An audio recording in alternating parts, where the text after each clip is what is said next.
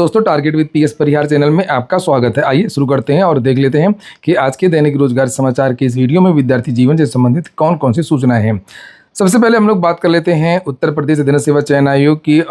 इसी को लेकर के प्रतियोगी छात्रों की आज प्रयागराज में बैठक है। लिखा है, उत्तर प्रदेश अधीन सेवा चयन आयोग की विभिन्न भर्तियों से जुड़े अभ्यर्थियों की बैठक शनिवार शाम 6 बजे शिवाजी पार्क मंफोड़गंज में होगी।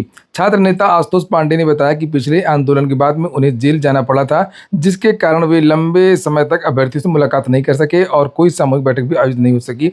बैठक में विशेष रूप से लेखपाल भर्ती में कथित अनियमितताओं व धांधली के आरोपों पर चर्चा होगी। और यहाँ पर जो लोअर की कट ऑफ जारी हुई है उसको लेकर के भी विवाद है। विद्यार्थी इसको लेकर के भी चर्चा करेंगे कि आखिरकार लोअर की जो कट ऑफ है इतनी ज़्यादा क्यों चली गई।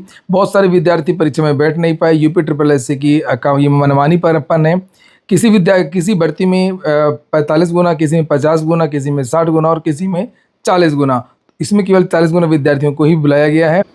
अन्य समाचार पत्रों में भी इसको लेकर के जानकारी दी गई है, जिससे आप लोग यहाँ पर देख सकते हैं। लेखपाल भर्ती और लोअर PCS कटा पर आज बैठक करेंगे विद्यार्थी। ये दैनिक जागरण की न्यूज है और इसमें बैठक के बारे में बताया गया है कि ये बैठक शिवाजी पार्क मंफोड़गंज प्रयागराज में आयोजित होगी। अभ्यर्थी आशुतोष पांडे ने बताया कि पिछले आंदोलन के बाद में ये वही सब बातें इसमें भी लिखी हुई हैं और इसमें बैठक में चर्चा करेंगे और ये भी चर्चा करेंगे कि अगर मामला इसको कोर्ट में ले जाना, लेखपाल भर्ती को पेपर लीक आदि को लेकर के, तो किस तरीके से कोर्ट में ले जाएंगे।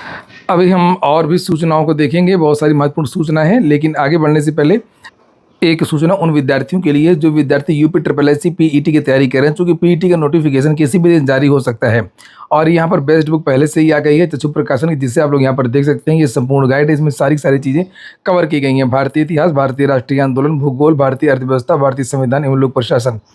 इसमें 2200 से ज़्यादा महत्वपूर्ण प्रश्न हैं, 4 सॉल्व पेपर हैं और सभी वैकल्पिक प्रश्नों की विस्तृत व्याख्या आपको इसी बुक में मिल जाएगी। चक्षु प्रकाशन की ये बेस्ट बुक आप लोगों को सभी कापी किताबों की दुकानों में मिल जाएगी। और अगर आप लोग ऑनलाइन मंगाना चाहते हैं तो इसकी लिंक मैंने डिस्क्रिप्शन बॉक्स और कमेंट बॉक्स दोनों जगह उपलब्ध करा दी। आप लोग चाहें तो इसको ऑनलाइन भी मंगवा सकते हैं। चक्षु प्रकाशन की PET की संपूर्ण गाइड के साथ साथ में इनका प्रैक्टिस सेट भी आता है, जिसमें 20 प्रैक्टिस सेट और 4 सॉल्व पेपर मिलते हैं। इसकी भी लिंक मैंने डिस्क्रिप्शन बॉक्स में उपलब्ध करा दी है। आप लोग चाहें तो इन दोनों बुक्स को भी ऑनलाइन मंगवा सकते हैं। अगली जो सूचनाएं हैं वो अब शिक्षा सेवा चयन आयोग की हैं और लिखा है, असिस्टेंट प्रोफेसर के इंटरव्यू के लिए देनी होगी फीस।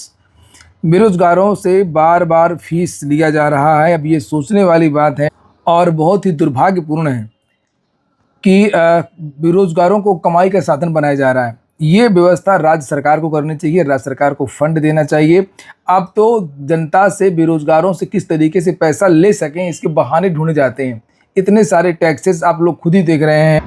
रोडों पे चलना है तो टैक्स देना है, शुद्ध पानी पीना है तो टैक्स देना है, केवल एक हवा बची है, लेकिन हवा तो शुद्ध है ही नहीं।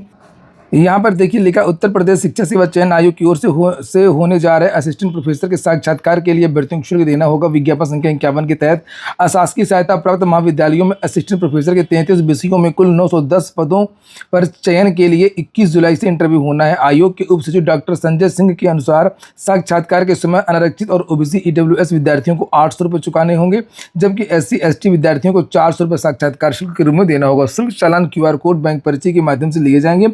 इन पदों के लिए इंटरव्यू लिखित परीक्षा 18 और 19 अप्रैल को हुई थी, जिसका औपबंधिक परिणाम 9 जून को घोषित किया गया था। ये इंटरव्यू 21 जुलाई से 13 अगस्त तक चलेगा। वहीं प्रधानाचार्य भर्ती को अनुभव 3 वर्ष करने की मांग, कल मैंने इसको लेकर के वीडियो बनाया था, आप लोगों ने देखा भी होगा। राजकीय विद्यालयों की तरह सहायता प्राप्त माध्यमिक विद्यालयों में प्रधानाचार्य भर्ती के लिए अनुभव 3 वर्ष करने के साथ ही सहायक अध्यापकों को प्रधानाचार्य पद पर परीक्षा में शामिल करने की मांग को लेकर के विद्यार्थियों ने शुक्रवार को अपर शिक्षा निदेशक माध्यमिक कामता रामपाल को ज्ञापन सौंपा। धर्मेंद्र कुमार पांडे, नितिन मनोज कुमार मौर्य, जितेंद्र कुमार आदि शामिल रहे। आपको पता होगा कि उत्तर प्रदेश शिक्षा सेवा चयन आयोग से एक भर्ती यानी काफ़ी दिनों बाद प्रधानाचार्य की और प्रधानाध्यापक की। प्रधानाध्यापक के 1003 पद हैं और प्रधानाचार्य के 1502 पद हैं। इसमें जो विद्यार्थियों ने कल ज्ञापन दिया है, धर्मेंद्र पांडे आदि जो शिक्षक हैं, इनका यह कहना है कि उत्तर प्रदेश लोक सेवा आयोग से भी राजकीय विद्यालयों के लिए यही भर्ती आती है PCS के साथ में। उसमें जो अनुभव की योग्यता है वो 3 साल रखी गई है और उसमें प्रधानाचार्य और प्रधानाध्यापक दोनों में जो TGT और LT के जो शिक्षक हैं वो आवेदन कर सकते हैं। लेकिन शिक्षा सेवा चयन आयोग से जो भर्ती आने वाली है प्रधानाचार्य और प्रधानाध्यापक की, इसमें और GIC विद्यालयों की नियमावली में दोनों की अर्हताओं में, दोनों की योग्यता में अंतर है। उसमें 3 साल का अनुभव मांगा गया है लोक सेवा आयोग के द्वारा और इसमें 4 साल का अनुभव मांगा जाएगा। वहीं पर प्रधानाचार्य भर्ती, जो इसमें प्रधानाचार्य का जो पद है 1502 जिसका रिजल्ट पहुंचा है, इसमें टीजीटी और एलटी के जो शिक्षक है वो आवेदन नहीं कर पाएंगे। इसमें केवल प्रवक्ता ही इसमें आवेदन कर सकता है, जबकि जीआईसी के विद्यालयों में ऐसा नहीं है। जीआईसी में कोई भी सहायक अध्यापक आवेदन कर सकता है। अगर उसके अंदर उसके नंबर ज़्यादा हैं तो प्रधानाचार्य पद मिलेगा, नंबर कम है तो प्रधानाध्यापक मिलेगा। प्रधानाध्यापक जो होते हैं ये हाई स्कूल तक के शिक्षक के हेड, विद्यालयों के हेड होते हैं, और ये इंटर कॉलेज का मुखिया जो होता है वो प्रधानाचार्य होता है। और बात भी सही है, पीसीएस में भी आप देखते होंगे विज्ञापन आता है और जिसके बहुत ज़्यादा नंबर होते हैं तो वो अपना चुनता है, उसको एसडीएम और डिप्टी एसपी, आरटीओ, फिर इस तरीके से कम होते होते नायब तहसीलदार नीचे, इस तरीके से नीचे तक जाते। तो वही विद्यार्थी ये मांग कर रहे हैं कि जो उत्तर प्रदेश लोक सेवा आयोग का क्राइटेरिया इस भर्ती को लेकर के, वही क्राइटेरिया शिक्षा सेवा चयन आयोग भी अपनाए, ताकि जो सहायक अध्यापक हैं, जो एलटी के टीचर हैं, जो टीजीटी के जो शिक्षक हैं, वो प्रधानाचार्य भर्ती के लिए भी आवेदन कर सकें। साथ में अनुभव को भी कर दिया जाए, जो अनुभव 4 साल का इसमें मांगने की कोशिश की जा रही है उसको 3 साल का कर दिया जाए, ताकि ज़्यादा से ज़्यादा लोग इसमें आवेदन कर सकें। और वहीं पर इसके बाद में अगली सूचना नई टीजीटी पीजीटी भर्ती को लेकर के प्रतियोगी छात्र प्रतिनिधि मंडल के शीतला प्रसाद ओझा ने टीजीटी पीजीटी और असिस्टेंट प्रोफेसर भर्ती के नए विज्ञापन में ईडब्ल्यूएस वर्ग के पदों का स्पष्ट उल्लेख करने की मांग की है। उनका कहना है कि इसकी पहले जो भर्ती होती थी उसमें ईडब्ल्यूएस पदों की संख्या नहीं दी जाती थी, जबकि विज्ञापन में स्पष्ट उल्लेख होगा तो छात्र भ्रमित नहीं होंगे। अधिक जानकारी इस दूसरे समाचार पत्र में यहाँ दी गई है, लेकिन ये देखिए, प्रतिनिधिमंडल का कहना है कि इससे भर्तियों में भ्रम की स्थिति समाप्त होगी और भर्ती प्रक्रिया अधिक पारदर्शी बनी रहेगी। और वहीं पर 68,500 शिक्षक भर्ती को लेकर के जो विद्यार्थियों ने ज्ञापन दिया था कल, उसको लेकर के भी सूचना दी गई है। इनका कहना है कि 68,500 शिक्षक भर्ती में ओबीसी विद्यार्थियों को सुपरटेट में 5% की छूट देते हुए एक नई सूची जारी की जाए। इसको लेकर के पिछड़ा वर्ग आयोग ने भी रिपोर्ट मांगी है। लिखा 68,500 सहायक शिक्षक भर्ती परीक्षा 2018 में शामिल विद्यार्थियों ने शुक्रवार को सचिव परीक्षा नियामक प्राधिकारी प्रयागराज से मुलाकात करके उनको ज्ञापन सौंपा। अभ्यर्थियों ने मांग किया है कि राज्य पिछड़ा वर्ग आयोग उत्तर प्रदेश लखनऊ की संस्तुति के अनुसार अन्य पिछड़ा वर्ग के अभ्यर्थियों को 68,500 की भर्ती परीक्षा में उत्तीर्णांक में 5% की छूट देते हुए 150 में 60 अंक अर्थात 40% पर परिणाम संशोधित करा करके नई सूची जारी करें। तो 40%, पहले 45 में जनरल और ओबीसी को एक साथ क्वालिफाई कट ऑफ रखा गया था, एक साथ क्वालिफाई कराया गया था। और इनका यही कहना है कि ओबीसी को 5% की छूट देनी चाहिए और नई सूची जारी की जाए। वहीं पर उत्तर प्रदेश लोक सेवा आयोग की भी एक न्यूज है। लिखा है कि उत्तर प्रदेश लोक सेवा आयोग ने तकनीकी शिक्षा विभाग के तहत विभिन्न विषयों के व्याख्याता पदों की भर्ती परीक्षा का परिणाम घोषित कर दिया है। कुल 26 पदों के सापेक्ष 67 अभ्यर्थियों को औपबंधिक रूप से इंटरव्यू के लिए सफल घोषित किया गया है। फर्जी प्रमाण पत्र से बंदी रक्षक बन गया था और इसकी बर्खास्तगी कर दी गई है और वैध कोर्ट ने भी कह दिया है। इसीलिए मैं क्या करता हूँ बेटा कि फर्जी कागज़ लगाओगे आज नहीं कल पकड़े जाओगे। यहाँ पर लिखा इलाहाबाद हाई कोर्ट ने फर्जी जनजाति प्रमाण पत्र के आधार पर नौकरी हासिल करने वाले बंदी रक्षक की बर्खास्तगी को लेकर के सही ठहराया है।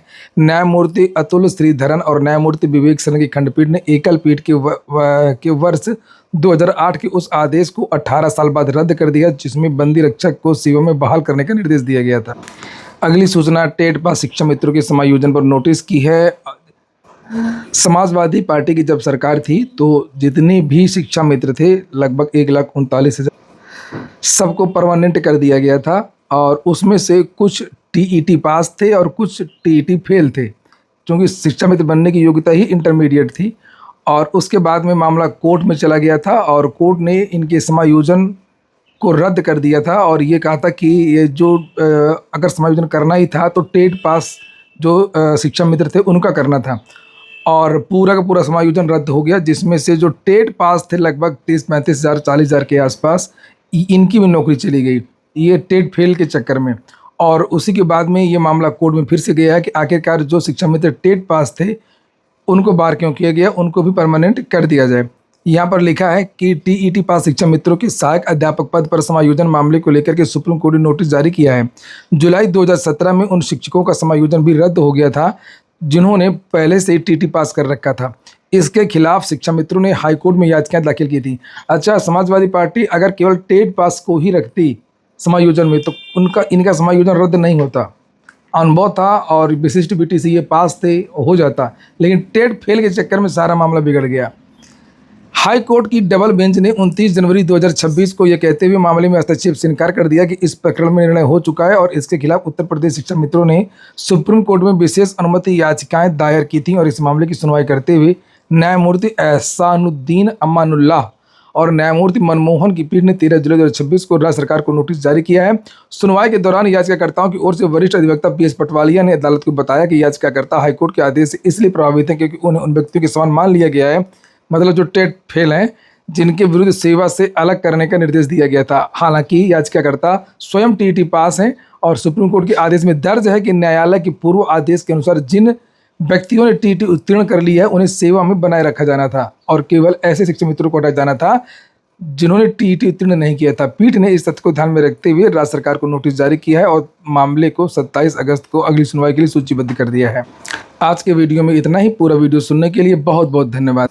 और हाँ, वीडियो जब आपने पूरा देख ही लिया है तो वीडियो को लाइक ज़रूर करिए।